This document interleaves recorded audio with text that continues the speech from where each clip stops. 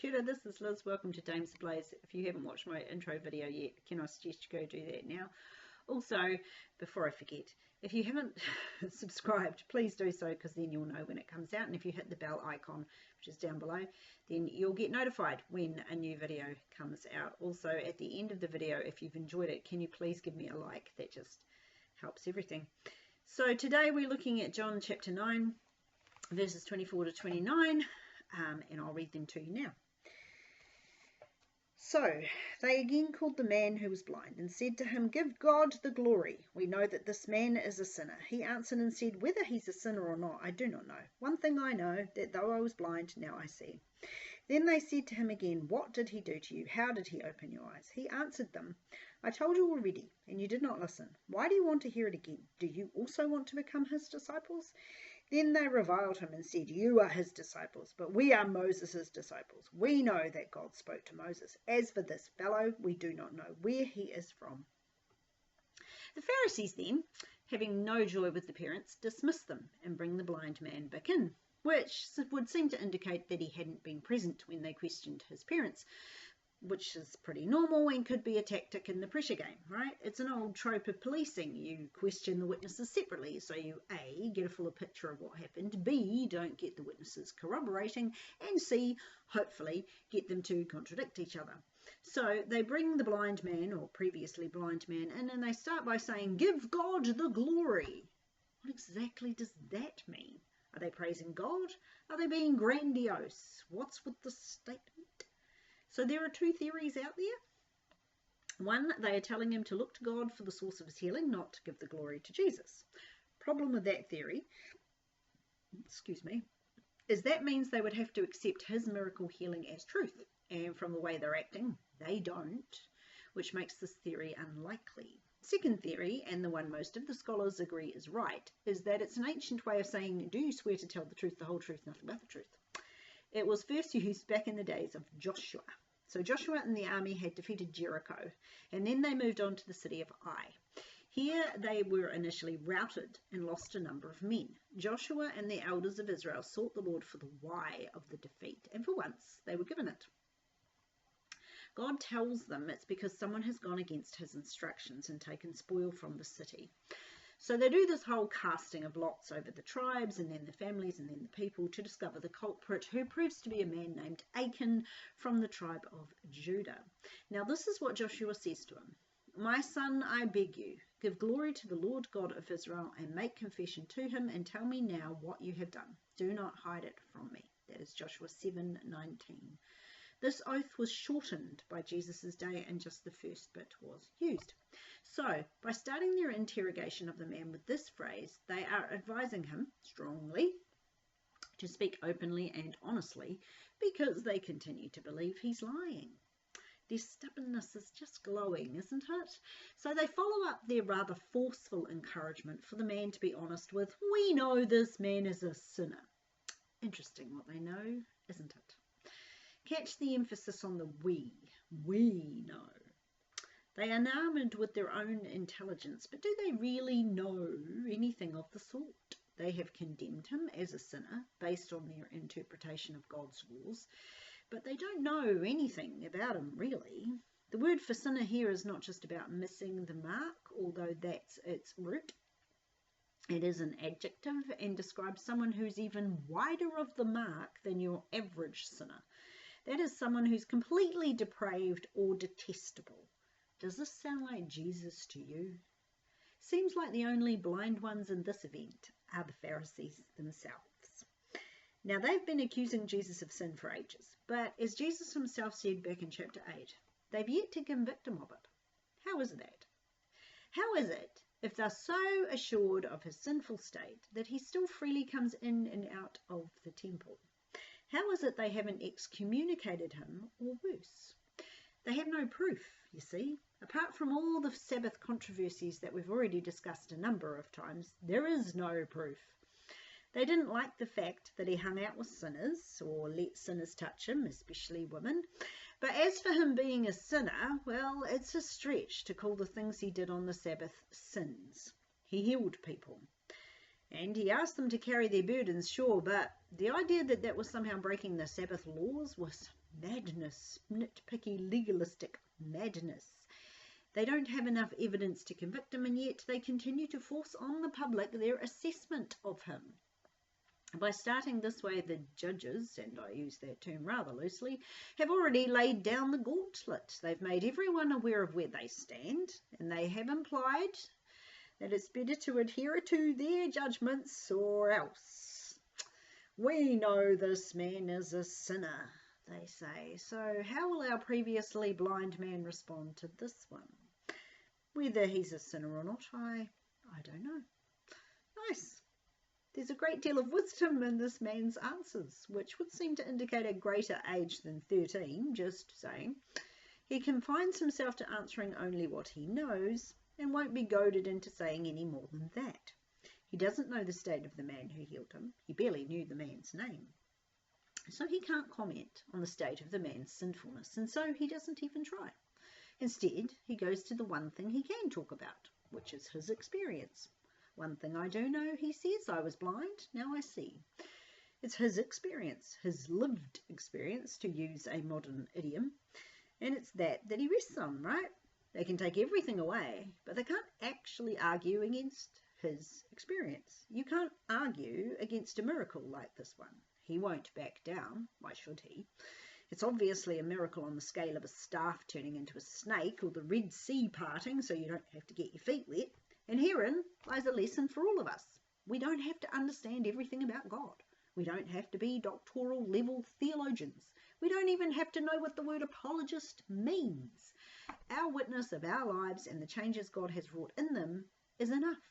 Skeptics can argue against our understanding of the Bible, our stance on creation, or our belief that a donkey once talked to a man, but they cannot ultimately argue against what God has done for us. And it's not all about talking either. They also can't argue against our actions. Words aren't the only way to testify to God. Consider Dorcas in the book of Acts. I'm going to read you a little bit from the book of Acts. This is Acts 9, 36 to 41. Helps if you've got the right chapter. Here we go. At Joppa there was a certain disciple named Tabitha, which is translated Dorcas. This woman was full of good works and charitable deeds which she did. But it happened in those days that she became sick and died. When they had washed her, they laid her in an upper room. And since Lydda was near Joppa, and the disciples had heard that Peter was there, they sent 2 men to him, imploring him not to delay in coming to them. Then Peter arose and went with them. When he had come, they brought him to the upper room, and all the widows stood by him weeping, showing the tunics and garments which Dorcas had made while she was with them. But Peter put them all out, knelt down and prayed, and turning to the body, he said, Tabitha, arise. And she opened her eyes, and when she saw Peter, she sat up. Okay, here's a woman whose value to the community was golden, right? Her death was so much of a blow that they were willing to go and try to gain a resurrection for her, if at all possible. We're not told that her words testified of her goodness and God's grace, but rather that her actions did. And then there's Matthew, the tax collector. When he first became a follower of Jesus, he had all his friends round for a banquet and gave them a chance to meet with Jesus. Hospitality is another method of evangelism that's often overlooked. It's not all about talking, and it's not that we all have to present the gospel in the same way. Some of us are bold and know lots of stuff. Some of us are soft-spoken and only know what we know of our own lives. But that still has value. It has value here. It stumps the Pharisees. What do you do with a man who won't back down? Don't be afraid to speak your testimony with words or deeds, or words and deeds. And if you get questions fired at you that you don't know the answer to, just be honest and admit you don't know. But circle back to what you do know. You do know what he's done for you. And if you will stick to that fact, like glue, like this blind man, they won't be able to do anything with you.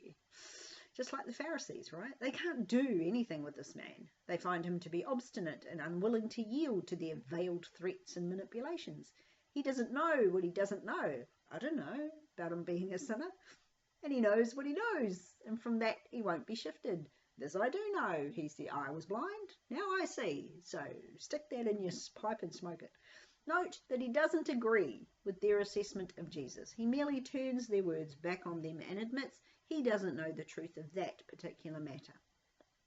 They have determined Jesus' character based on what they have seen. He will base his on what has happened to him personally. There is a world of difference between these two ways of coming to a conclusion. It's not like those particular Pharisees have spent much time with Jesus or been party personally to one of his miracles. They're basing their opinion on what others have told them is happening. The ex-blind man bases his assessment on what has actually, personally, happened to him. That's why he won't back down. Unable to shift him from his testimony, they ask again, what did he do to you? How did he open your eyes? Perhaps they're hoping his testimony will change. It works for the police sometimes, especially if the questioning's been going on for a long time. But how can he change his testimony? Really, he'd either have to lie and say he wasn't born blind, or he'd have to lie and say he can't see. Neither one of these options is credibly available to him. His answers seem to be showing a little bit of frustration, do you think? Or potentially some insight. He's getting a little bit of fire in his belly, and his arguments from here on out have an older man's polish and wisdom. I told you already, he says. You did not listen. That's pretty confrontational language there. It echoes one of Jesus' sayings to them, have you not read? Which was his way of saying, you guys haven't really understood the scriptures now, have you? Here the blind man appears to be hinting that they've heard but not listened. And they haven't really been listening. They've been trying to find a loophole, a way out of this dilemma, trying to wheedle in some wedge to part the man from the miracle. He's having none of it, though. He counters their questions with one of his own. Why do you want to hear it again? Do you also want to become his disciples? He's getting some sass now, our man born blind. He's pushing back hard on their constant questions. It's a doozy of a question, isn't it? Perfectly designed to bring them up screaming. Do you also want to become his disciples? Yeah, they're not going to like this one. The word also, sometimes translated to in this question, is believed by many scholars to be a sign that he has determined now to follow Jesus and become one of his crew. Other scholars say it's merely the man speaking of Jesus' disciples. I'd lean more to the idea that the man has now declared his own adherence to Christ, but can't say for sure. It's also believed by many to be a rhetorical question. He doesn't really ask it because he believes they do want to be his disciples. He asks it to get them off his back and bring a halt to the proceedings. Do you want, he asks, that would be desire or wish. Do you desire, do you wish to be his disciples? Innocent little question on the face of it. You could say it with an innocent expression on your face, but also with a slight grin because you know what the answer will be, right? The question is, this question, as I suggested, does indeed bring the Pharisees up snarling. They're not used to being cross-questioned. They're not used to having to answer questions. It's their job to ask them, not answer them. And this particular question was calculated to throw them into a tizzy. And so into a tizzy they go. They revile him. To revile someone is to abuse them verbally with bitter statements that are mean-spirited and designed to humiliate. I don't think the bit that John records is all that they said. It's probably the clean bit at the end. So we don't, I think, I just think that we don't get the whole rant. But we get the important bit, right? You are his disciple. We are Moses' disciples. Once again, we see their disdain of Jesus and their inability to use his name. You are his disciple. Those actually might have been comforting words to the man. He has been building toward belief in Jesus. Well, you would believe, wouldn't you? If someone took your permanent blindness away with just a bit of spit and clay, you'd believe. Now his belief is confirmed by the leading religious leaders of the day. I think it might even have given him a bit of boost and a spirit more courage. You are his disciple, they say. It would actually be better read, you are that man's disciple. Their contempt for Jesus flows strongly in the original language. That strength is sometimes missing in the English translations. You are that man's disciples. We are Moses's. I find that an interesting way to describe yourself. Moses, of course, was Israel's greatest prophet, but he was still just a man. He did perform miracles, but they were with the help of God and usually included the use of the staff that he carried. Moses was a conduit of God's grace and mercy. Jesus didn't need a staff. He didn't need to seek God's help with stuff, though he sometimes did that anyway. Mostly, though, he just commanded or did small things like make mud pies. He wasn't a conduit. He was the genuine article, the source of it all. He was obviously superior to Moses in that he didn't need another to speak for him. Moses had Aaron, and he didn't need a staff to perform miracles, just his voice. And yet they prefer their Moses. And I put it that way for a reason, right? Historical figures often end up being legendary, and in their legends become greater than they actually were. Moses delivered the law to the people of Israel. He interceded for them on numerous occasions when God was ready to kill them all for their disobedience, and he told them what God was saying, but he wasn't God. They said they were followers of Moses, but they'd only really followed the bits of Moses that they liked, the legendary bits. Jesus had pointed out previously that if they were true followers of Moses, they would have accepted him because Moses spoke about him. This kind of picking and choosing a religion is true even today, when many modern so-called Christians pick the bits out of the Bible that speak of God being loving and kind and merciful and leave off anything to do with judgment. We're all the same, really. We just want dessert. We don't really want to chew over the meat, the bones, and the vegetables, right? The pronouns here, the you and the we, should be strongly emphasized. You are a disciple of that man. We are disciples of Moses.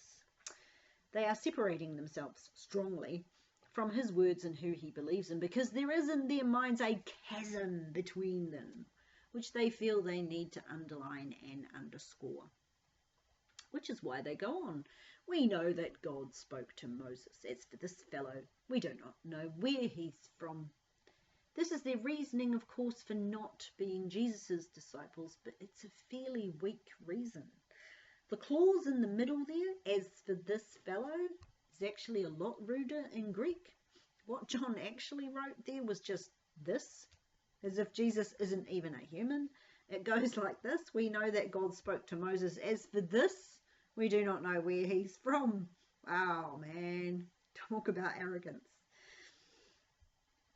As for this, we don't know where he's from. Wait, I thought they did know, though. What, didn't they? Wasn't that half the reason they refused to accept him as God? They do know where he's from in a purely literal sense, or at least they think they do. They know he's from Nazareth. They know he has parents. And on that basis alone, they discounted him as being the Messiah. So they do know where he's from. But in another sense, in probably the sense they mean it in, they don't know where he gets the wisdom to say what he says or the power to do what he does. In that vein, they don't know where he's from. And it's in this sense that the blind man makes his own observations about them, which we will look at next week. This week, consider how determined these Pharisees, these Jews, are to link themselves with Moses and to separate themselves from their Messiah. I feel sorry for them. They placed their hopes and dreams in the teachings of Moses, who was, at the end of the day, just a human being, fallible, weak, prone to sin, like all of us. It is the failing of Christians to look to a leader and place their hope and trust in that leader rather than looking to God. Never forget that your leaders are humans, just like you. They will falter and fail, just like we all do. Do not pin your faith to a leader of the faith. Pin your hopes on God himself, the author and finisher of our salvation. And that is all I have for you this week. I pray blessings on your family and yourselves, and pray you have an awesome week, and we will see you again next week. Ka kite anō.